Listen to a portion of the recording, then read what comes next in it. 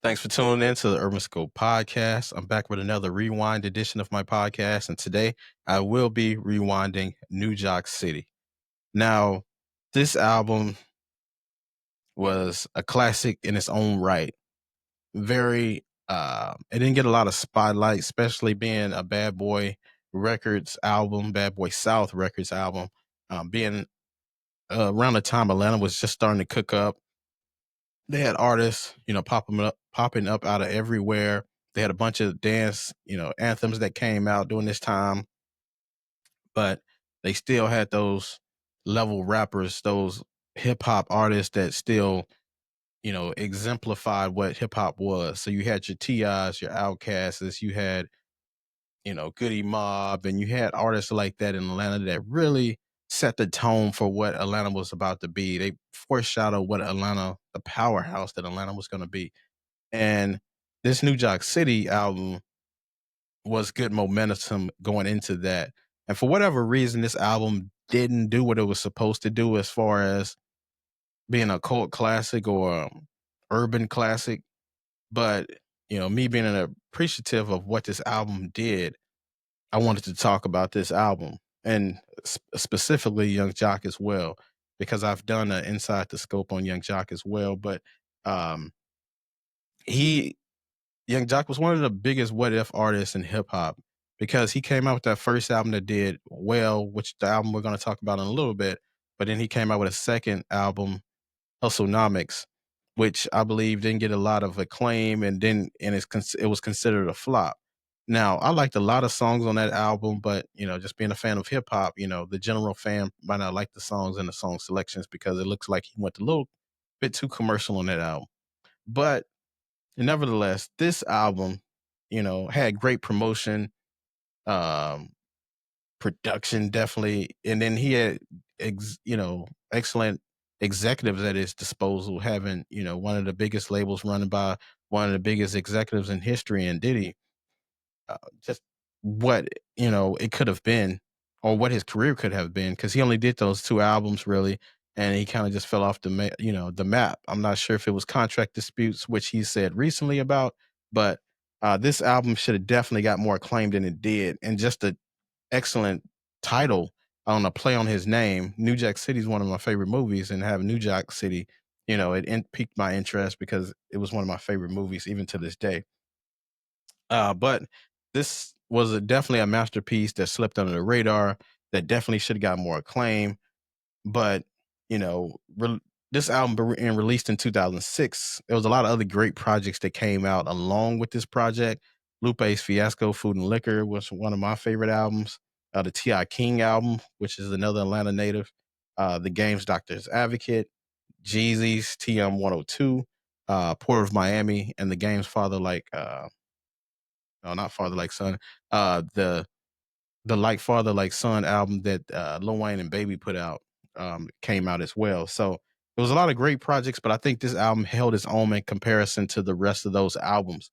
And this album did go gold, so it didn't flop, but I think it should have went at least platinum. But with the songs that it had on here, there was a lot of great B sides, but the lead single is Going Down. Everybody knows about this song. It had a dance to go with it. And he kind of fit that theme of what Atlanta was doing at the time of making these dance records. And doing back in 2006, a lot of songs were geared for ringtones, or you had to have a song for radio and for ringtones. So the R&R, you know, back then was kind of crazy because, when you had Soldier Boy come out and you had DJ Unk, rest in peace to him, and other artists. Everybody pretty much had a dance song in a tuck somewhere, and usually was like their lead single just to get the radio playing and the recognition to get people out to the record stores. Which I did walk, 3 or 4 miles to get this album as well, this New Joc City album, and I wasn't disappointed. A lot of song, great music that I still listen to today are on this album.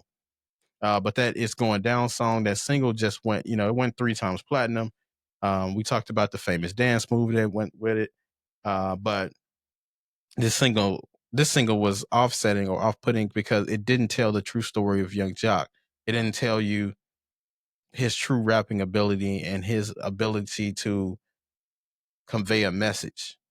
he did what he did for the gimmicks and for the commercial play because that's what bad boys and these big labels are going to want you to do. But the rest of the singles on the album were pure hip hop and pure rapping, and he definitely showed that he belonged in this game.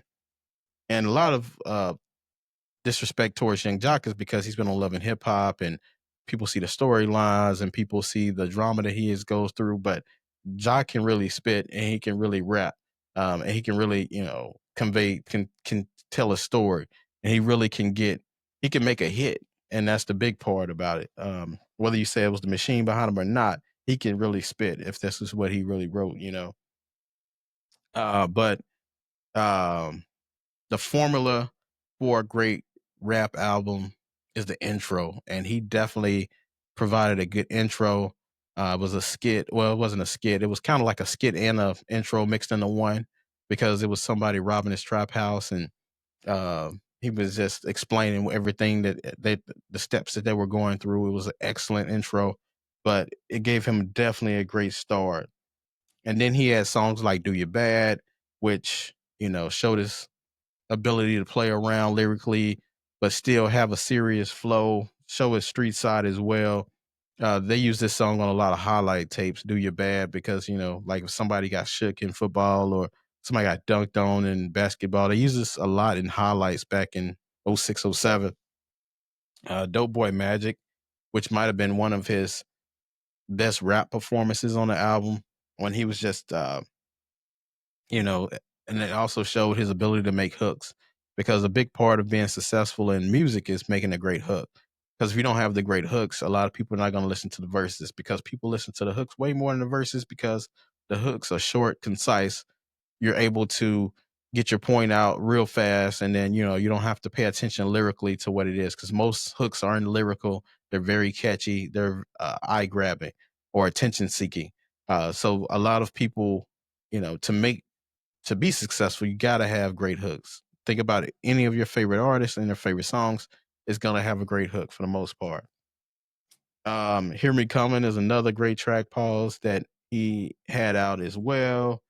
Um, but the highlight of the album, I think the song that really showed his diversity was First Time with Marcus Houston. Now, this was the time around the time of Marcus Houston when he dropped the Naked album and the Naked song that was going crazy back then. And this was in the prime of Marcus Houston's career, which I will cover on my podcast, The Diaphragm Dynasty, pretty soon. So be looking out for that as well. But this song that showed he can make a radio hit, he can make a song for the ladies because we know hip hop is not one dimensional. It's not just about telling about the street side or telling about self reflection, but it's also talking about things you like, your interests, whether that be women's sports, TV, entertainment. Just like Cam said, sports and entertainment. Uh, it's about having diversity in this game, and he actually showed that on that first time song with Marcus Houston. An excellent hook as well from Marcus Houston, but the rapping, accentuated what Marcus Houston did on that hook. Very great song. If you haven't heard it, definitely check it out. I don't think he got radio play or anything like that because it wasn't suited for the radio, it was suited for the ladies. So definitely check that song out. But then he ended this album with the Picture Perfect, which is an excellent song that had a great hook. I'm not sure the guy who was singing the hook, but Young Jock just definitely painted a beautiful picture for you, for the listener, for the audience of just what he could do lyrically. And this album really showed that. And I wish he would have more longevity to his career so we can you know, probably put him in the top 50. You can't do it because he only really truly had one album that really did anything. Second album, was considered a flop, but I don't see it as that way. But um, definitely, unfortunately, contract disputes and the politics of the music game probably priced him out. So but it was great executive producing on this album. Definitely great rapping. Definitely great production. So if you haven't checked this album out, which you probably haven't because it went under the radar, definitely check it out. And until next time, I'll see you next time.